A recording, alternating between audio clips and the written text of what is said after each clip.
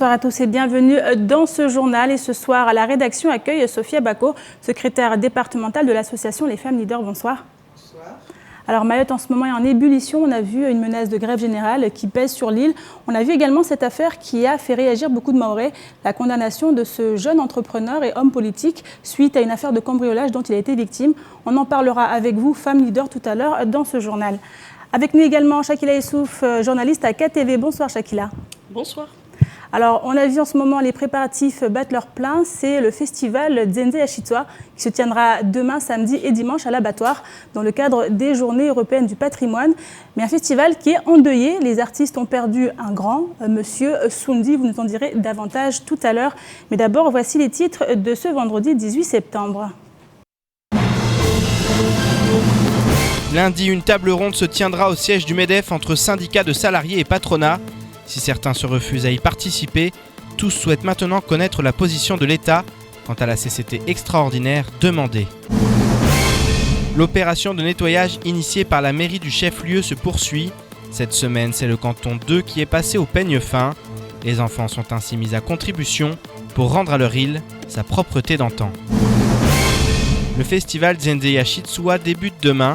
Nous étions cet après-midi aux répétitions dans un contexte marqué par le décès de Soundi. Les artistes souhaitent faire de cet événement un moment inoubliable en sa mémoire. Reportage. Et la grève générale reste au cœur de l'actualité. En effet, à 3 jours de la table ronde proposée par le MEDEF au syndicat, les choses sont désormais plus précises. L'intersyndicale sera représentée par le biais d'Ousseni Balachi. Et si l'État n'a toujours pas convoqué de CCT extraordinaire comme souhaité par les différents partis, cette première rencontre devrait permettre d'y voir plus clair sur les intentions de chacun. Plus de précisions dans ce sujet, signé Pierre Bellucci et Fred Soulaimana. Hier, l'intersyndicale et le MEDEF se sont répondus par l'intermédiaire de nos médias. Thierry Gallarme, le président du syndicat des patrons, présent lors du JT de KTV, a renouvelé sa volonté de dialoguer avec les syndicats. Il ne comprend pas les reproches qui lui sont faits quant à une supposée volonté de gagner du temps. Venez tous lundi à 10h, je m'adresse solennellement aux dirigeants des syndicats, je leur dis soyez là lundi à 10h parce que nous avons des choses très importantes à vous dire. S'il vous plaît, venez, je vous le dis avec humilité, nous avons des choses à vous dire et vous serez peut-être capable de tomber d'accord avec nous. Donc qu'on ne me dise pas que je veux gagner du temps alors que je suis le premier à convoquer une réunion. La CGT ainsi que le syndicat FO refusent de prendre part à des discussions avec le syndicat des patrons et Elanzi Zamidou nous en explique les raisons ce matin. Au niveau de la base, on m'a interdit de siéger aux côtés de nos bourreaux. Donc moi je ne peux pas ne pas respecter le mandat que j'ai. Donc le mandat que j'ai c'est de ne pas siéger aux côtés de nos bourreaux. Donc il va falloir aujourd'hui que le MEDEF comprenne que sans lever des sanctions qui est en train de menacer les délégués syndicaux, sans lever de ces sanctions-là, moi je suis dans l'impossibilité d'envisager un dialogue social constructif. Les menaces de licenciement restent en travers de la gorge des syndicats. Force ouvrière et la CGT exigent donc la présence de l'État pour entamer le dialogue, une condition que le MEDEF accepte également. Et si c'est une CCT extraordinaire, moi je suis d'accord pour une CCT extraordinaire. Mais la seule personne qui a le droit de convoquer la CCT extraordinaire à Mayotte, c'est monsieur le préfet. Et je m'adresse donc à monsieur le préfet en lui disant je vous demande de convoquer cette CCT extraordinaire de façon à ce que nous puissions, les yeux dans les yeux avec les syndicats de salariés, nous expliquer. Parce que quand j'entends parler un syndicaliste que ce qu'ils veulent, c'est l'égalité de traitement. Mais les patrons, eux aussi veulent l'égalité de traitement. Il y a toute une série de dispositifs dont bénéficient les entreprises en métropole, auxquels nous n'avons pas accès ici. Là aussi, il y a une inégalité entre un entrepreneur mahorais et un entrepreneur métropolitain. Tous les regards sont désormais tournés vers l'État, car même si les différents syndicats salariés et patronaux venaient à s'accorder sur l'application du Code du travail, la décision revient quoi qu'il en soit à l'exécutif. Alors l'État acceptera-t-il de bouleverser son calendrier concernant l'application du droit commun ? C'est désormais la question que tout le monde se pose. Alors Alors Sophia Bako, vous êtes la secrétaire départementale de l'association Les Femmes Leaders et on l'a vu à chaque fois que les intérêts des Mahorais étaient menacés, vous réagissez. Et là, concernant cette grève générale qui s'annonce, quelle a été votre réaction au sein de votre association ? Nous sommes toujours derrière les Mahorais. Nous avons fait appel depuis longtemps que les Mahorais doivent réagir, mais peut-être il y en a qui ne croyaient pas. Mais je crois qu'aujourd'hui, tout le monde va sortir et réclamer ce qui nous revient. Alors, réclamer ce qui nous revient, vous les Mahorais... Comme droit. En droit, exactement. Donc, une affaire a secoué Mayotte ces derniers jours. On a vu beaucoup de réactions sur les réseaux sociaux, notamment. Cette condamnation à 1 an de prison ferme pour ce jeune homme qui s'est défendu face à un cambrioleur et s'est retrouvé de l'autre côté, est passé d'agressé à agresseur. La réaction des femmes leaders. Les femmes leaders sont vraiment choquées. Mayotte est choquée. Et ça nous a vraiment blessés, mais ça ne nous a pas découragés. C'est-à-dire ? On est toujours courageux, on est toujours derrière les enfants mahorais. Je crois que on irait même aller en prison avec lui, s'il le faut. Donc, alors... Mais la première réaction, on a souhaité le voir, on s'est réunis urgemment, on a souhaité le voir pour l'écouter un peu. Et puis... Ce que j'ai vu, ce que nous avons vu, c'est que Harity est très courageux, Harity est motivé comme jamais, et nous avons promis d'être toujours derrière lui. Alors là, on a vu, c'est une affaire, ça a trait aussi à l'insécurité, à la délinquance ici à Mayotte. Vous l'aviez dénoncé il y a quelques temps, quelques semaines de cela, on se rappelle avec les événements qui s'étaient produits Le problème, c'est que chaque personne fuit ses responsabilités. On voit si c'est un Mahorais qui lève la tête, qui ose hausser la voix, on lui coupe les jambes. Et ça, on se battra pour ça. Vous êtes là quelque part pour question porter la voix. Aujourd'hui que je vais poser, il faut qu'on trouve une solution, absolument. Il n'y a jamais de maladie sans remède. Et quelle serait la maladie ? La maladie, c'est la délinquance, le cambriolage, les menaces. On vient chez toi, on te menace et tu ne peux pas réagir. Il faut trouver une solution, il faut arrêter ces gens-là. Alors, est-ce que là, par rapport... Justement, lui, il nous a dit, faisons confiance à la justice. C'est ce que nous sommes en train de faire. Mais je veux aujourd'hui que le département, l'État, la justice, nous trouvent le remède à cette maladie qui nous ronge les Mahorais. Alors, est-ce que vous avez prévu, concernant cette décision, de mener une action particulière, comme on l'a vu dans certaines affaires où vous avez fait une marche, où vous avez manifesté ? Normalement, la première chose, il y en a qui ont proposé de faire des choses que nous, on a refusées. Mais on est en train de se préparer. On se prépare et le jour, ça fera le boom. D'accord, donc vous prévoyez quand même de faire quelque chose, une action qui va être menée Mais prochainement. On est toujours derrière Harity. Ne t'inquiète pas, Harity, nous sommes derrière toi. Alors, autre affaire également dont on a beaucoup parlé ces derniers temps, ce sont les propos de cette inspectrice qui, semble-t-il, ont été désobligeants face aux Mahorais. Qu'en pensez-vous ? L'inspectrice qui a eu des propos sur les Mahorais. Tout ça, c'est comme ça. Ce sont des choses que nous subissons. Là, aujourd'hui, on dit la justice, mais nous subissons tout ça partout. Dans les entreprises, dans les bureaux, à l'éducation nationale, partout, on subit ça. Merci beaucoup, Sophia Bako. Je rappelle, vous êtes la secrétaire départementale des femmes leaders. Ouais. Et la 32e édition des Journées européennes du patrimoine débute demain. L'inauguration a eu lieu ce jour à 17h30. Mais la commune de Tingoni a décidé de prendre un peu d'avance. L'objectif est de mettre en valeur le patrimoine local afin de mieux le connaître et le protéger. En ce sens, la mairie de Tingoni a décidé d'offrir aux élèves une visite des lieux phares de la commune. Un reportage signé Jean-Nourdine Abdourahim, Pierre Bellucci et Leslie Vimné. Le patrimoine de Mayotte est riche L'île a hérité de tout ce que le passé avait de meilleur et de plus noble. La mairie de Tsingoni l'a bien compris et souhaite donc le préserver. Dans ce cadre, les élèves de la commune ont visité 3 sites d'exception. Ce que nous voulons que les jeunes apprennent, c'est qu'ils soient sensibilisés sur la protection du patrimoine culturel qu'ils sont en train de visiter actuellement là. Et puis après, nous allons voir le site touristique de Kariani. Donc nous voulons que les jeunes participent aussi à la protection de ces sites. Parmi ces 3 sites, la mosquée reste un lieu chargé d'histoire, comme nous l'explique ce responsable de la vie associative. Le programme d'aujourd'hui, c'est de faire visiter les élèves le monument historique.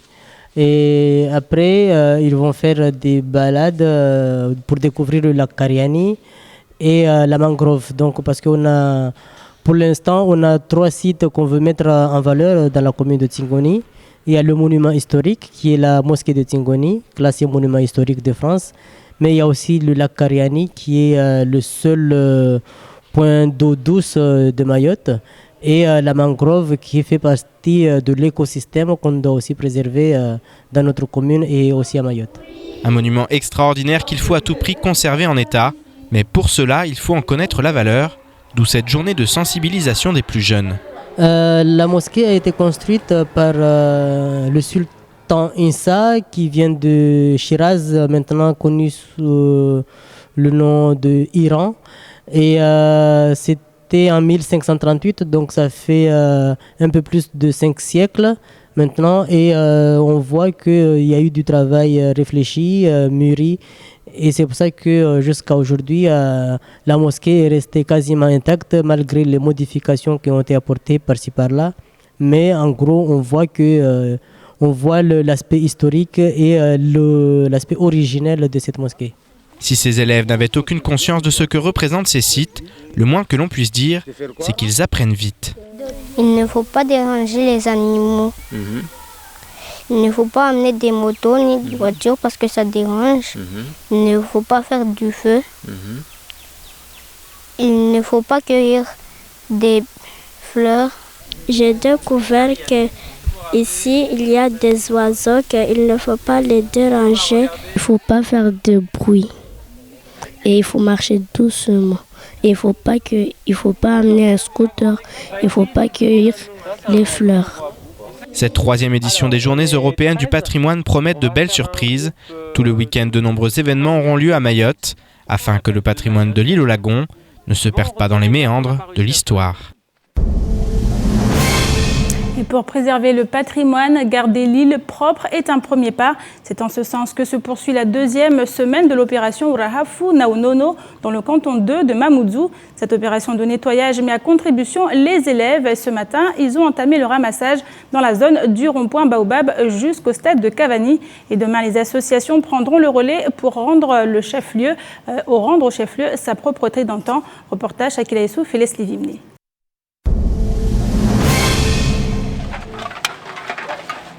Petite main, grande mission, ces écoliers veulent voir leur île propre et se rendre utile. Pour ce groupe, il est important de faire le tri à chaque sac poubelle ses déchets. Ramasser falaskavani falaskazakanet vani derakozira masirani. Eramnar zira maswa sala si ramasser amalavo sala si ramasser zi. Eh wa oui, on s'en va madame jata. Tan kam tsane ndina ringangi.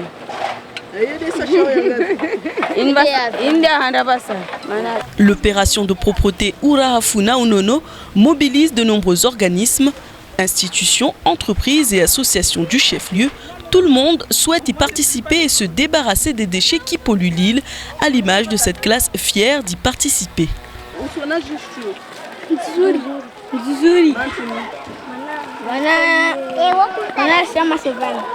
Je ramasse les déchets. Pourquoi tu ramasses les déchets? Pour ne pas polluer la nature. Et tu trouves ça bien? Oui. Difficile de faire régner la discipline dans ce genre d'action, mais les professeurs prennent à cœur leur mission et mettent du cœur à l'ouvrage. Il y a 24 élèves, donc on a fait des groupes de 3 ou 4, et ils avaient 3 ou 4 à ramasser traîner à droite à gauche avec chaque élève avait un gant et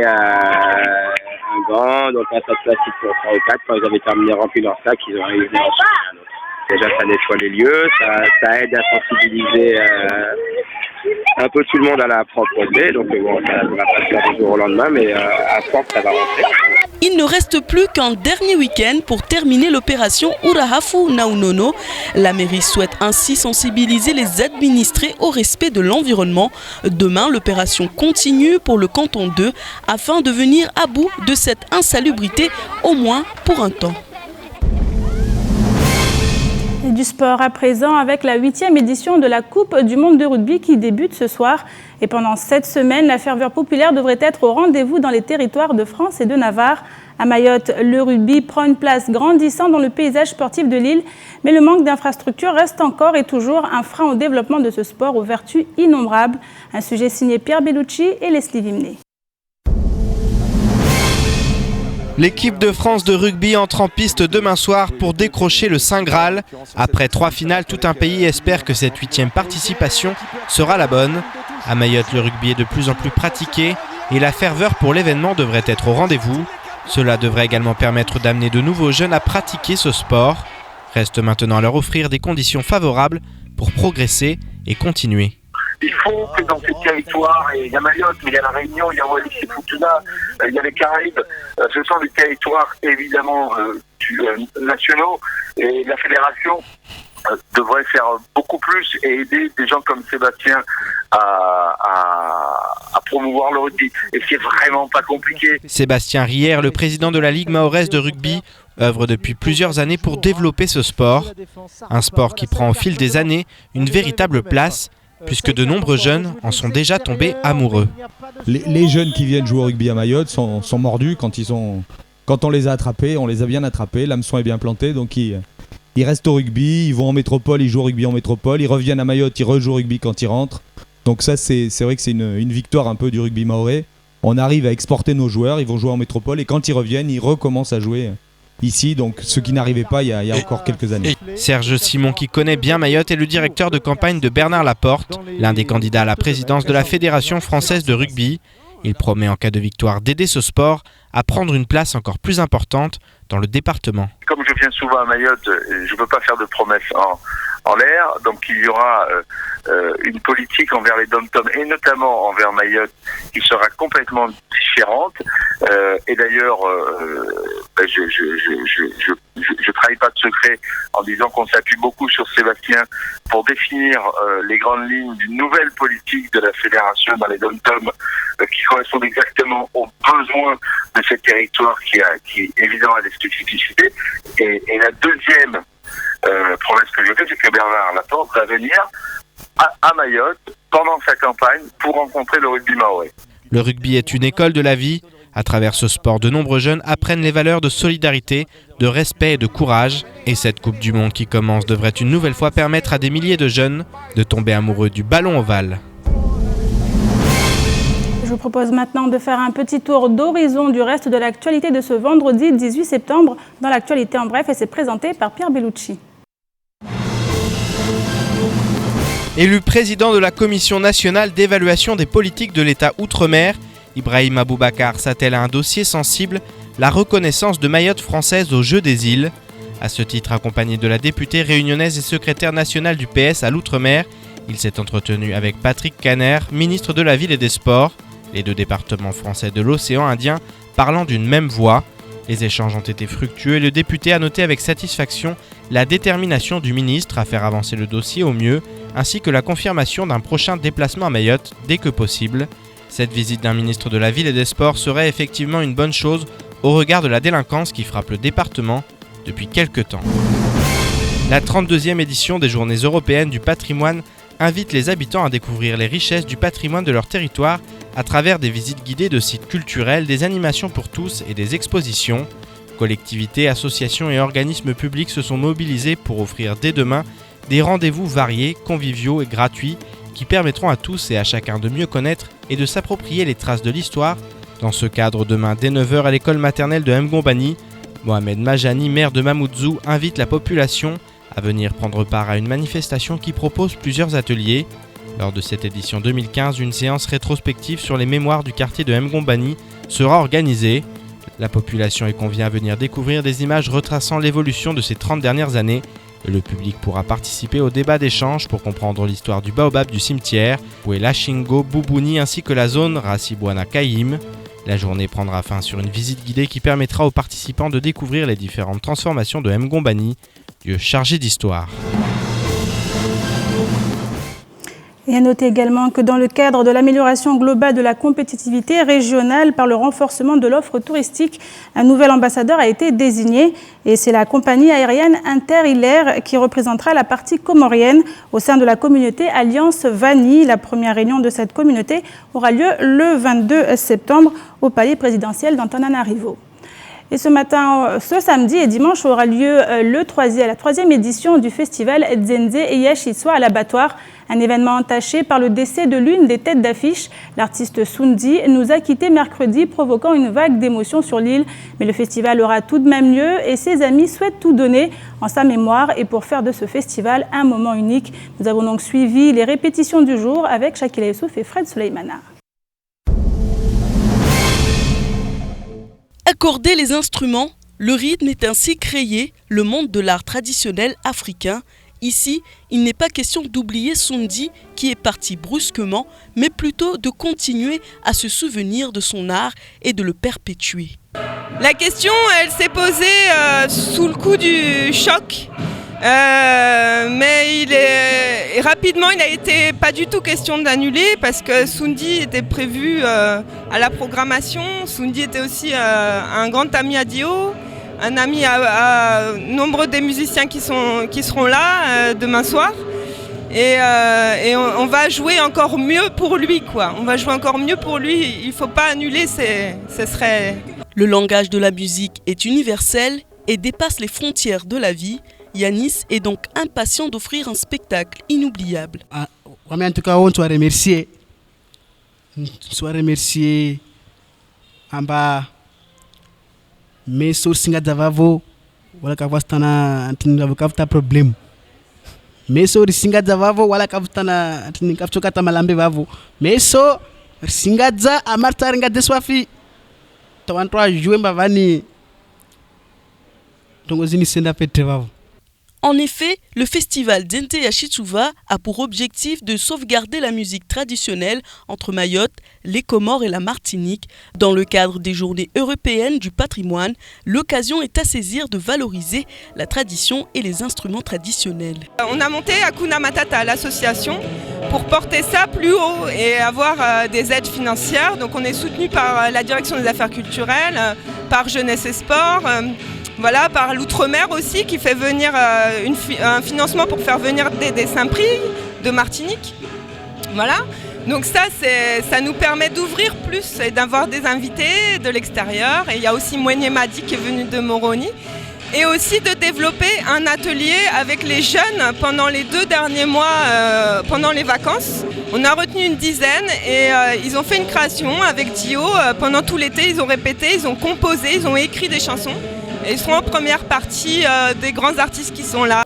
Demain, la soirée s'annonce rythmée avec un djembé géant qui fera participer les spectateurs venus avec leur djembé. Le son des tam-tams réveillera les anciens pour résonner jusqu'au firmament. Une bonne manière de dire adieu à Sundi qui a tant fait pour ce que ce genre d'événement puisse exister. Alors il n'est plus là, mais il prendra toute sa part durant ce festival Sundi. Shakila, on a vu des artistes qui restent quand même endeuillés malgré le fait qu'il faut que les choses continuent. Exactement, les artistes sont endeuillés, mais ils sont heureux de continuer quand même le festival au nom de Sundi et au nom du combat qu'ils ont mené ensemble pour faire reconnaître tout simplement la musique traditionnelle mahoraise et surtout pour que les gens n'oublient pas.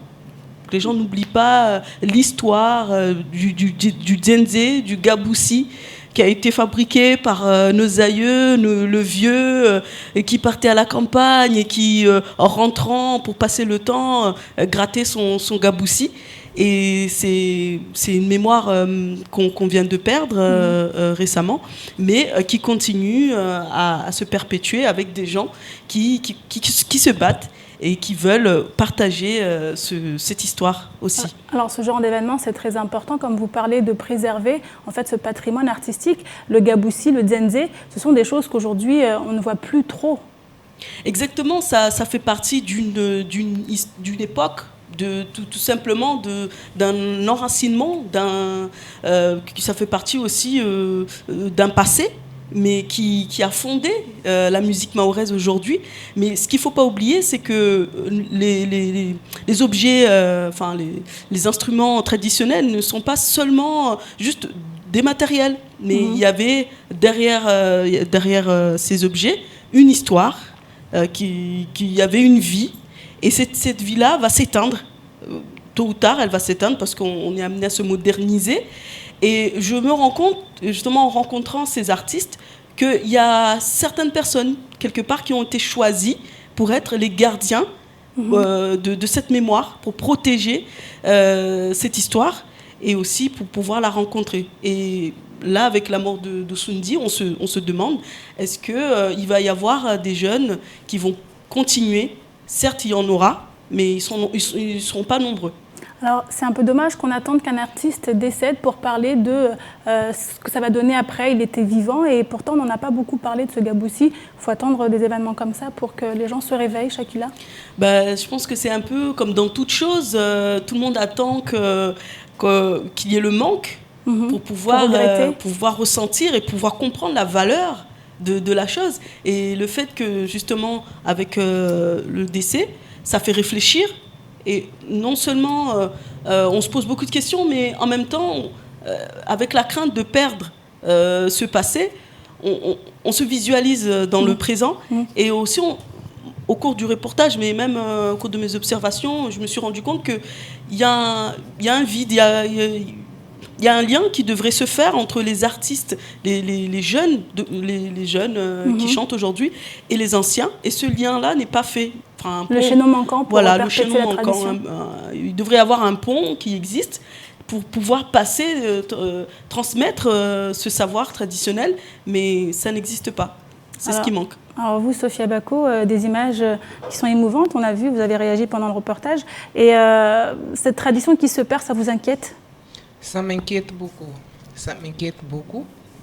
Mais je crois que les enfants, il faut les motiver.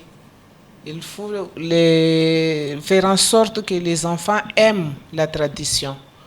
Mais si on laisse, parce que je vois l'exemple depuis l'école maternelle, si on applique des choses locaux, et les enfants, eux, ils apprennent.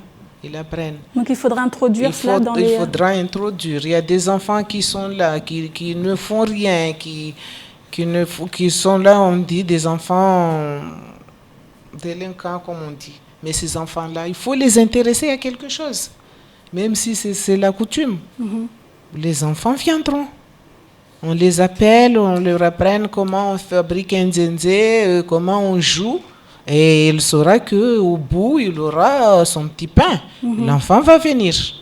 Mais si on reste comme ça, et puis ce qu'ils ont fait là, réunir les artistes de l'océan Indien, ça je trouve que c'est un bon projet à mettre en place.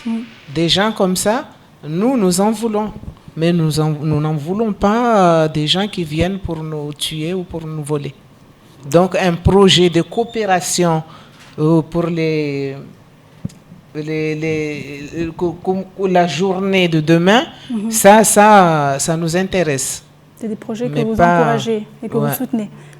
En parlant du tuer, il ne faut pas oublier aussi que le dzendze, le gaboussi et aussi le tam-tam, c'est des instruments traditionnels, d'où les personnes qui étaient initiateurs utilisaient ces instruments pour organiser certaines cérémonies, comme le patossi, d'autres cérémonies animistes. Et en disparaissant, le fait qu'on n'en joue plus dans quelques années, si on arrête d'en jouer, il n'y aura plus ces cérémonies-là. Donc c'est pas seulement... une part de la culture mahoraise qui s'éteint avec ces artistes. Merci beaucoup Shakila et merci également à vous Sophia Bako, secrétaire départementale des femmes leaders. Et c'est la fin de cette édition. Merci à vous de l'avoir suivi. Dans quelques instants, retrouvez les nouvelles du temps présentées par Orne et La Périne. Suivra juste après l'invité du temps de parole. Il s'agit de Odile Gauthier, directrice du Conservatoire du Littoral. Elle était ce matin au micro de Patrick Mian. Et demain, samedi et dimanche, ne ratez pas votre magazine Les Rendez-vous de l'info. Excellente fin de semaine à vous sur KTV.